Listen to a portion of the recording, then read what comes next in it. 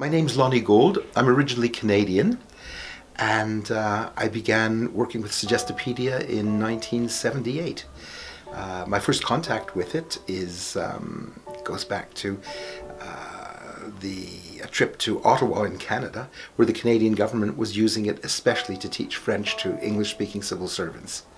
And then I began to get more familiar with it in Paris, thanks to a woman called Fanny Safiris, who brought it from Bulgaria to the West. It was an idea originally dreamed up by Dr. Aleko Novakov, and then popularized, developed, expanded, and promoted by Dr. Georgi Lozanov, who is actually very, very well known. Suggestopedia is a teaching method which makes it possible for people to learn 3 times as fast as they can under normal circumstances.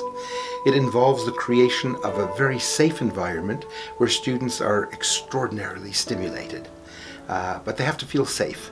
People learn fastest when they allow themselves to be a little bit vulnerable, and so a suggestopedic teacher creates an environment where anything that's negative is banned from the environment, and where you get an awful lot of positive reinforcement through the use of suggestion. Suggestion is any information that comes to you beneath the level of your conscious perception. So that's what Suggestopedia is. In terms of how it works, I see there being 4 basic principles. The first is that students must never be afraid of making mistakes. Second is that every piece of information has to be linked to a positive emotion. The third one is that suggestopedic teachers work with peripheral perception. In other words, we orchestrate what students are going to see without actually realizing that they're seeing it. But this speeds up learning because everything is organized so that their memory hooks along the way. And fourthly, I think we always assimilate information before we analyze it. In terms of what it looks like, we usually use texts in the form of plays, and these are read to with classical music. Then there are a lot of games with the texts. We spend most of the time playing pedagogical games that the students can never forget because they're fun, they're stimulating, and they're surprising. We use surprise an awful lot so that there's never a dull moment. And we finish most of the lessons with the use of Baroque music, which is used to change the brain configurations and slow them down, because when a person is productive, the person is not necessarily receptive. We have to bring the brain rhythms down to between 8 and 12 hertz in order for people to actually take in information much more quickly. So basically it's about planning the different phases of learning and using different activities, different forms of music and so on in order to speed up the whole process. Fundamentally, it's about the relationship between the teacher and the students, and the quality of the exchanges between the students, because once an environment is completely safe, people become less guarded and they are no longer busy criticizing each other, and there's an atmosphere of mutual support, which means that people just let themselves go, take all of the information in, and just revel in the fact that they're taking in amazing amounts of information, and it's exciting. I think the important thing to remember is that when people experience fear, there are chemicals that are released in the brain, mostly adrenaline and cortisol, that stop the blood from getting up to the upper levels of the neocortex. And this is the major problem, not just in learning, but in life. When people are afraid, the brain shuts down and they're not open to taking in new information, developing new skills, or doing anything that they haven't got solid experience doing. And so in Suggestopedia we have to make people feel safe, because that's the way they remain open. We also have to plan the distortions that are going to take place between one lesson and another. Normally the pupils sleep, and every time somebody sleeps there's a distortion that takes place, because whether we know it or not, we dream, and dream is a distortion. That's what dreams are. They distort time and they distort space. And the teacher has to plan for how these distortions are going to impact on what it is that he's teaching or she's teaching.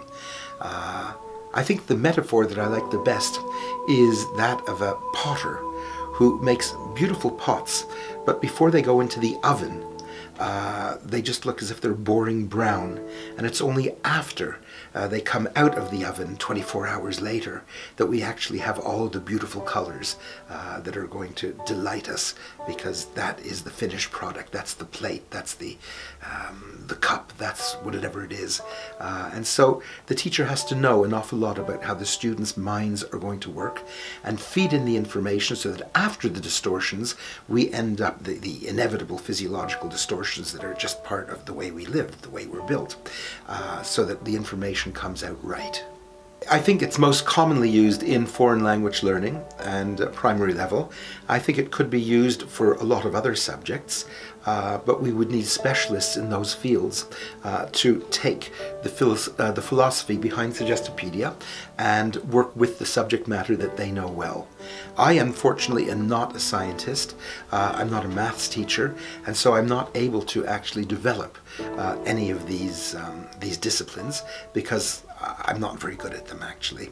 But if there were a science teacher or a maths teacher who was highly motivated to move ahead in that direction, it would certainly be possible to put together some of the most amazing programs. I think the qualities that are needed in a suggestopedic teacher are very different from the qualities needed in a traditional old-fashioned teacher. Traditional old-fashioned teachers are always focused on what they know, and they try and transfer what they know to students. A suggestopedic teacher isn't really so much an expert in their field as an expert in communication. They have to know how to motivate the students, they have to know how to give positive reinforcement, and basically to show at every second of every class to every student how amazing they are. They have to get the students to surprise themselves. They have to get the students to do things that they've never done before with the rest of the class as witnesses, because it's quite common that people will do extraordinary things and the next day they say, no, it wasn't so extraordinary. What we need is 10 or 12 other people shouting at them saying, yes, what you did yesterday was extraordinary. So we're basically getting people to redefine who they are because they're redefining what they're capable of. The main thing is to keep people totally surprised by how much more they were able to do than what they thought they could do. And for that, we need very exceptional teachers. Teachers who are not afraid of taking risks. Teachers who are not control freaks, but who can surf with the movement in a class, maintaining control, obviously, but through their personal prestige, their qualities, and the confidence that the students have in them. When students come to class, the ideal thing is for them to be sitting there saying, I wonder what exciting things are going to happen today. So what we need are teachers who are not afraid of not knowing. In other words, if a teacher just doesn't have the answer to something, that's not a problem. The teacher can tell the students, I don't know the answer to that, but I'll tell you tomorrow. And that creates a kind of complicity, a kind of group feeling where the teacher is an integral part of the group. He isn't of the group, but he's in the group, and he's working on several levels at the same time. I say he because I'm a man, but in actual fact we have many more women suggestopedic teachers than men suggestopedic teachers. Very interesting. It was a Sunday afternoon, and I was sunbathing on a tropical island next to Madagascar when I got a phone call from somebody in Bulgaria who asked me if I could come and run a course here. And I said yes, and we decided to do it as a joint venture. She would get Bulgarian people to come to the course, and I would bring a number of French people because I was working mostly in France at that time. And we did this course. I think it must have been in January 2013, I think. And amongst the Bulgarian students, I had Teodora Neneva, who came with 4 or 5 of the BSS staff. And yeah, and then after that she said, well, I've got a lot of other teachers. I'd really like to introduce this to our school. And she had me come back, if I remember correctly, around July 2013. And after that we began running regular teacher training sessions in order for the school to develop greater flexibility and greater psychological sensitivity and greater creativity as well in all of the classes that are going on. So that's basically how it started, and I come back quite regularly. What we're focused on is, of course, the Suggestopedic method, but mainly and above all, the quality of the relationship between the teacher and the students, and the way in which a teacher can really elevate the level of exchanges between students. It's got to be a very, very safe environment. When Dr. Lozanoff decided to call it Suggestopedia, he called it Suggestopedia because he defined suggestion as all of the micro messages that come to a person when you aren't paying attention.